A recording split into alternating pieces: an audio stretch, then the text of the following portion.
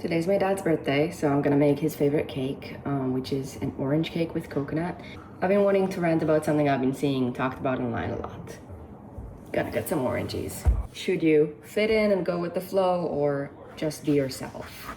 Collectivism versus individualism.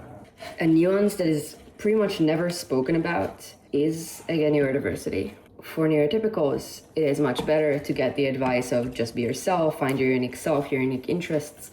Whereas for most neurotypicals, this advice could actually be quite toxic and isolating. I always thought that I just needed to move out when I was a kid, but then I did, and I didn't fit in anywhere that I traveled to, and I traveled to a lot of places. Then as I grew up, I got to meet more and more people who subscribed more to the individualism approach of just be yourself, find your individual interests.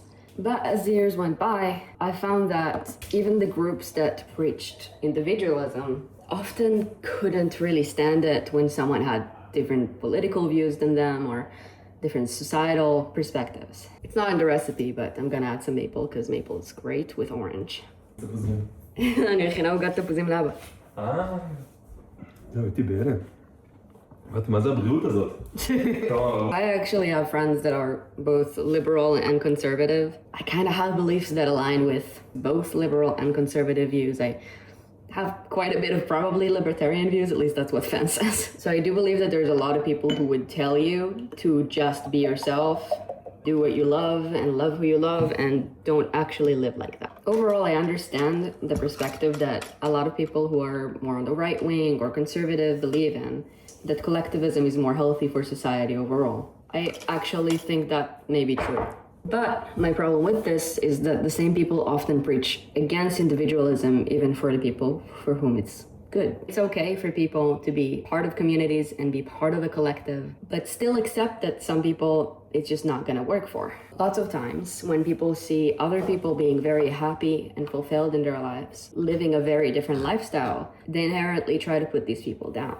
I honestly don't really cook outside of these videos. Does it have to be a problem for someone who, say, is more of a collectivist and goes to church services and subscribes to a very strict political view to accept that some people don't, maybe made their own job, they don't subscribe to any religion, their political views are a combination mess of things, and maybe they also don't subscribe to the gender norms or the idea of a monogamous family? I think that both are very much valid ways to live.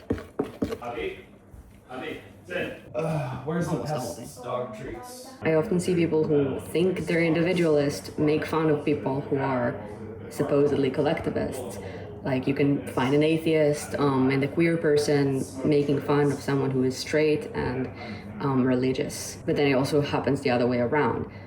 People who are very religious would be mad at or judge people who are non-religious. People who strongly believe in a specific political idea would usually hate the other side.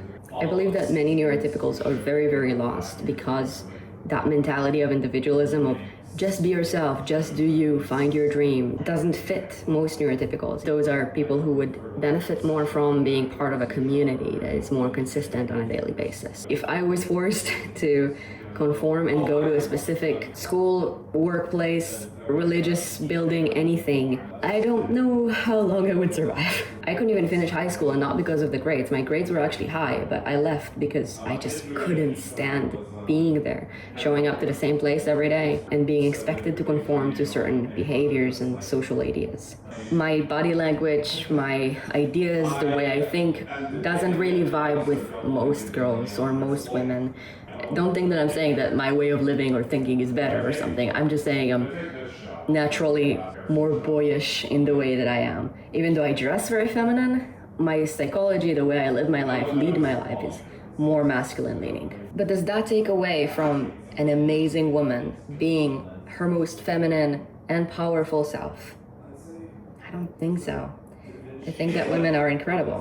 And I think that men are incredible too. When it comes to people who believe that you should conform to being a woman and a man are very much against people who don't. And I genuinely believe it's completely fine to conform to those ideas if that's what you feel is good for you, without having to take that away from people who don't conform to these. And at the same time, I don't think people who don't conform to these ideas need to judge or see something wrong with people who do.